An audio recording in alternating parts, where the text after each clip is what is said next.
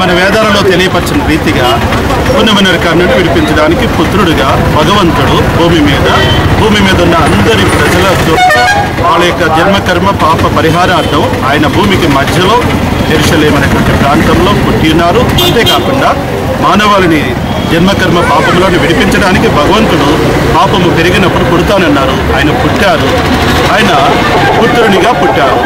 ఆయన పుట్టిందే ఎందుకంటే మానవాళి యొక్క జన్మకర్మ పాపాన్ని ఆయన మీద వేసుకోవడానికి మన వేదాలలో చెప్పిన రీతిగా పాప పరిహారార్థం పరిశుద్ధ రక్త తర్పణం చేయాలి కనుక అది మహాత్ములకి పుణ్యపురుషులకి ప్రవక్తలకి ఎవరికి సాధ్యం కాలేదు కనుక భగవంతుడు సాక్షాత్తు భూమి మీద పుట్టవలసిన అగత్యం అవసరం ఏర్పడింది.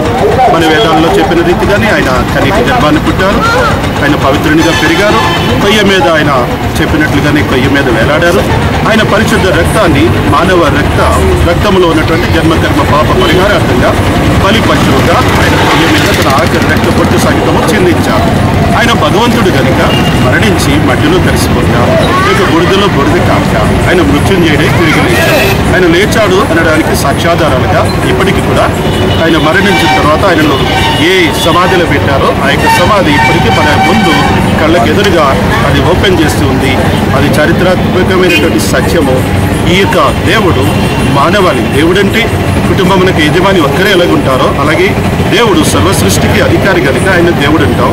ఆయనకు మానవులందరూ కూడా ఆయన బిడ్డలు కనుక వారి యొక్క రక్షణార్థం ఆయన చక్కగా మరి ఆ విధంగా పాప పరిహార్థం పుత్రుడిగా పుట్టి బలి పశువుగా అయి మృత్యుంజయుడై తిరిగి లేచారు.